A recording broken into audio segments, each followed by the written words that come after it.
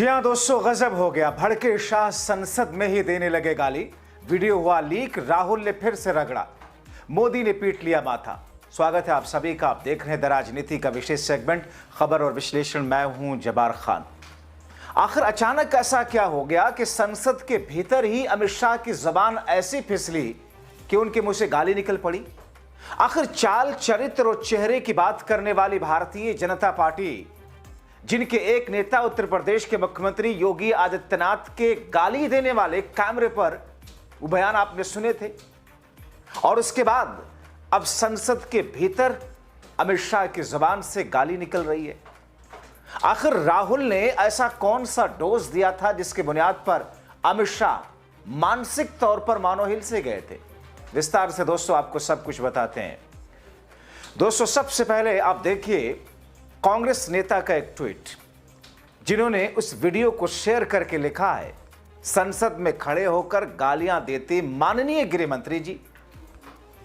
और दोस्तों हैरानगी की बात यह है कि जिस न्यूज चैनल की क्लिप कांग्रेस नेता ने शेयर की है, वो न्यूज चैनल तो खुद मोदी शाह के ही खास अंबानी का चैनल है।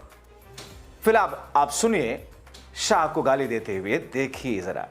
निर्णय कर दिया, मगर मैं भी साहब थोड़ा ज्यादा सोचता हूं। तो मैंने सोचा साला ये चुनाव आयोग कहता है कुछ नहीं हो रहा है, कुछ नहीं हो रहा है, तो ये लोग आरोप क्यों लगा?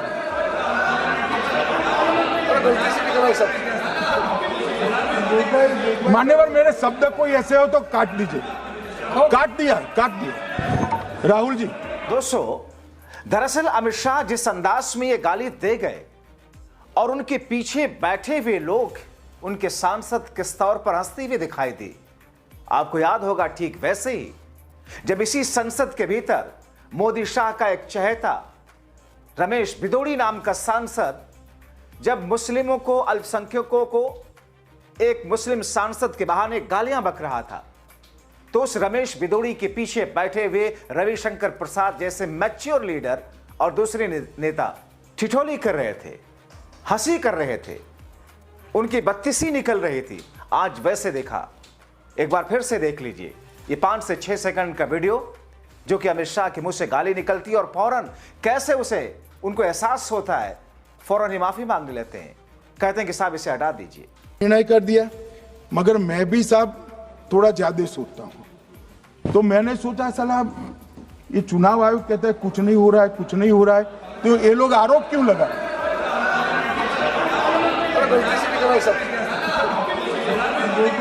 मान्यवर, मेरे शब्द कोई ऐसे हो तो काट दीजिए।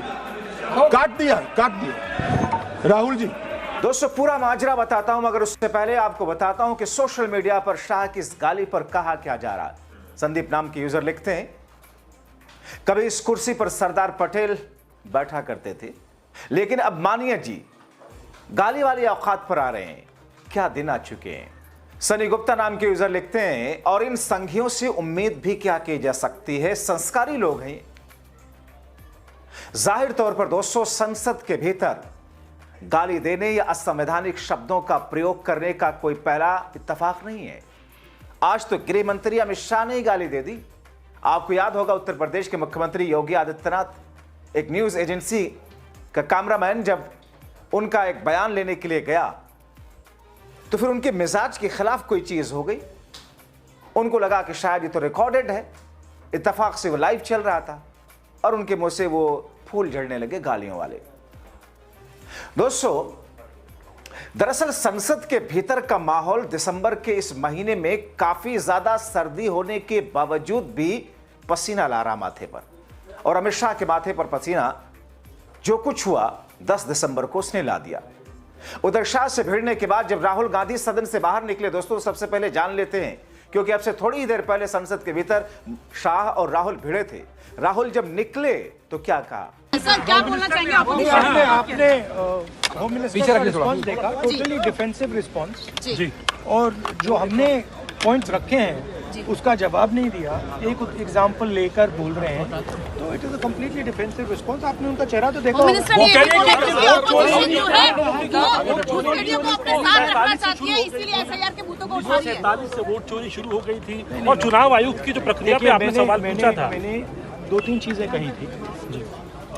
मैंने कहा था ट्रांसपेरेंट वोटर लिस्ट सबको दीजिए, उसके बारे में एक शब्द नहीं बोला। मैंने कहा कि ईवीएम का आर्किटेक्चर सबको दे दीजिए, उसके बारे में एक शब्द नहीं कहा। मैंने कहा था कि बीजेपी के नेता हरियाणा में और बिहार में वोट दे रहे हैं, उसके बारे में नहीं कहा। मेरे प्रेस कॉन्फ्रेंस में सॉलिड प्रूफ है, उसके बारे में कुछ बोला नहीं। सीजीआई को लेकर सेम सीजीआई को लेकर क्यों करने की जरूरत पड़ी? लेकिन इलेक्शन कमिश्नर को फुल इम्यूनिटी दी जा रही है। अपोजिशन में वॉकआउट क्यों करने की जरूरत पड़ी? आप लोग वॉकआउट। मगर दोस्तों, बजाय इसके कि शाह राहुल की बातों का जवाब देते, लेकिन नहीं, शाह साहब ने संसद में गाली तो दे दी, मगर अब झूठ बोलना भी शुरू कर दिया। और मैं क्यों कह रहा हूं, पहले आप शाह साहब को सुन लीजिए, उनका यह बयान, उसके बाद मैं व्याख्या करता हूं। क्यों दे?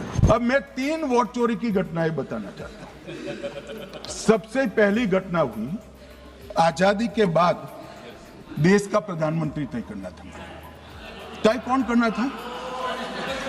तो उस वक्त के जितने प्रांत थे, इसके कांग्रेस के अध्यक्ष होंगे, उनके एक एक वोट से तय होना था। अब 28 वोट श्री सरदार पटेल को मिले और 2 वोट जवाहरलाल नेहरू जी को मिले।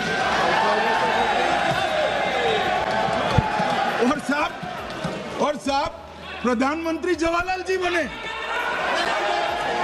दूसरे प्रकार की वोट चोरी और नैतिक तरीके से चुनाव जीता, ऐसी वोट चोरी भी भूतकाल में एक बार हुई थी। श्रीमती इंदिरा गांधी रायबरेली से चुनी गई। इलाहाबाद हाईकोर्ट में श्री राजनारायण पहुंचे कि चुनाव नियमों के अनुसार नहीं हुआ। इलाहाबाद हाईकोर्ट ने ये तय कर दिया कि श्रीमती गांधी ने उचित तरीके से चुनाव नहीं जीता है, हम इसको रद्द कर दें। मान्यवर, ये भी वोट चोरी थी, बहुत बड़ी वोट चोरी थी। और उसके बाद में क्या हुआ? उसके बाद में वो वोट चोरी को ढकने के लिए संसद में कानून लाए कि प्रधानमंत्री के खिलाफ कोई केस ही नहीं हो सकता। और तीसरी वोट चोरी कहना चाहता हूं। तीसरी वोट चोरी का प्रकार मैंने बताया था कि योग्यता नहीं है और मतदाता बन जाना। अभी अभी एक वाद पहुंचा है, वाद मतलब डिस्प्यूट पहुंचा है दिल्ली की सिविल अदालत में। उसमें डिस्प्यूट ये है कि सोनिया गांधी जी इस देश की नागरिक बनने से पहले मतदाता बने।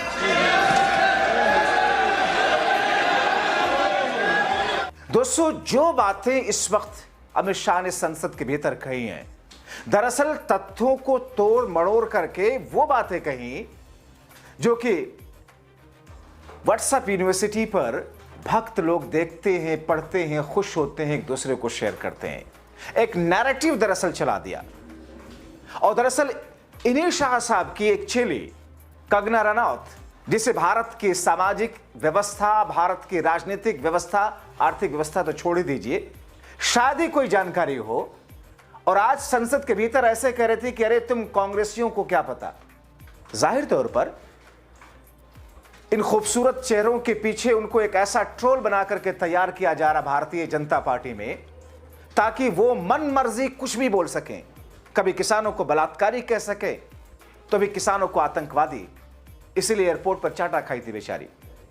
मगर दोस्तों, अमित शाह ने जिस तरीके से तथ्यों को तोड़ मरोड़ करके पेश किया, खास तौर पर वोट चोरी के मुद्दे पर, पूरे देश में उनकी थू-थू तो हो रही होगी, जो लोग ऐतिहासिक फैक्ट को जानते और समझते हैं। मगर इतने पर ही अगर शाह रुक जाते तो एक बात होती, वो तो संसद में ही इंडिया गठबंधन के एक नेता को डराने लगे, खुद को बड़ा और उनको छोटा दर्शाने लगे। कैसे? सुनिए उन्हीं की जुबान में।